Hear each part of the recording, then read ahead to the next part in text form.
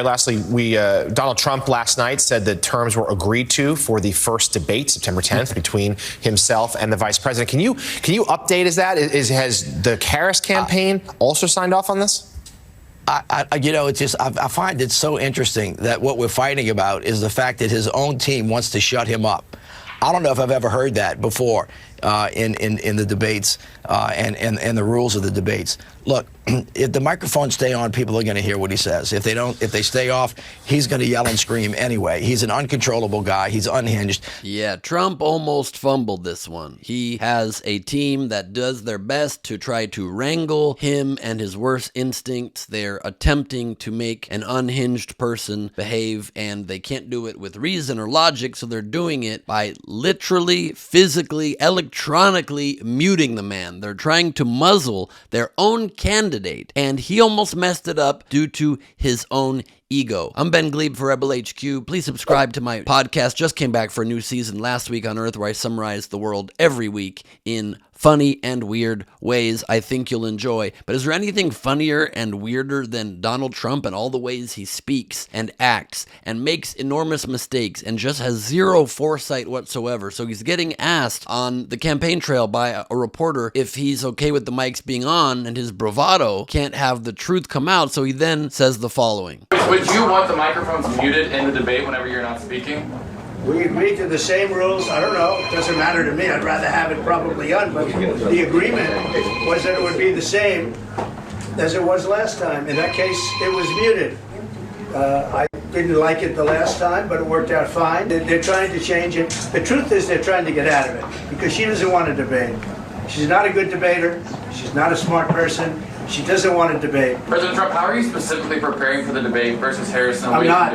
Really, I'm not spending a lot of time on it. I think my whole life I've been preparing for a debate. I'd rather have it on, even though it worked well without having it on, even though I didn't want it to be that way, even though I guess it worked out, even though I whatever. He just spoke and ping-ponged back and forth 4 different times, but the overarching message was he'd rather have it on, but they may not allow that to happen. The Harris team wants the mics to remain on. Your team doesn't. So if you wanted it also to remain on, that could be the case. His followers, of course, won't realize that he's afraid to debate her with the mic on, and that in this one narrow instance, he is letting his team dictate the terms because he's afraid he'll say something terrible. I mean, he already just reposted on his social network a horribly insulting and demeaning, graphically sexual comment from one of his supporters talking about how affected Hillary Clinton and Kamala Harris's careers differently. I mean, one of the most accomplished women in political history, and he's just making things up as though she didn't earn everything that she has clearly earned in her career. If he said that in a debate,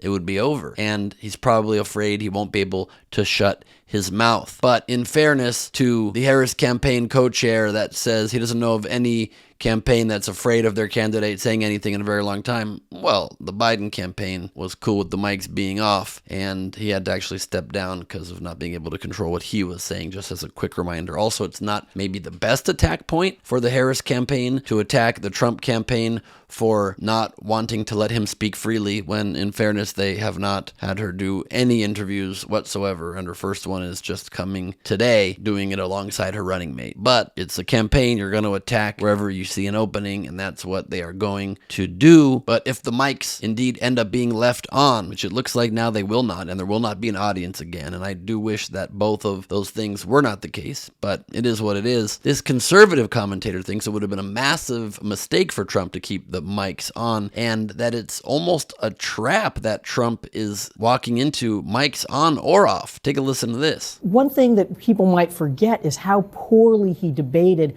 not just in 2020, but even earlier this year against Biden. If Biden's debate performance hadn't been so catastrophically bad, Trump's would have looked pretty bad itself. And so I do wonder whether they are maybe walking into a little bit of a trap here with Harris. I mean, interesting. It is a good point. Trump did not do a great job in that debate against Biden. It was just overshadowed by, with the COVID, with dealing with everything we have to do with, look, if With respect. I say that with respect. So it looks like, in total, Kamala Harris and her surrogates are very excited, giddy even, for this matchup coming up in just like 2 weeks between Trump and Harris. And they are confident she'll be able to run laps around him. Take this example from Texas Democrat Rep. Jasmine Crockett, who spoke at the DNC and talked about Trump keeping sensitive documents by his thinking chair. Real quick, Congresswoman, before I let you go, do you think Donald Trump shows up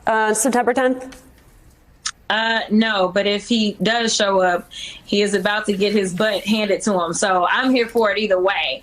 He can go and cower in a corner, or he can show up and be lit on fire. Either way, I'm good. They're good either way. And let's leave it with Senator Elizabeth Warren, who summarized nicely why it is that Trump seems pretty freaked out in general in this campaign, and definitely about going head to head with Kamala Harris. Oh, I think Trump is really afraid of Kamala Harris, or as I like to think of it, the felon is really afraid of the prosecutor. And for damn good reason. She's smart, she's disciplined, and she's not afraid of a bully. So there it is. Donald Trump is scared, and I got to say, I think his whole team is scared. And that's why they're trying to find ways to muzzle him, to make this debate not happen if possible.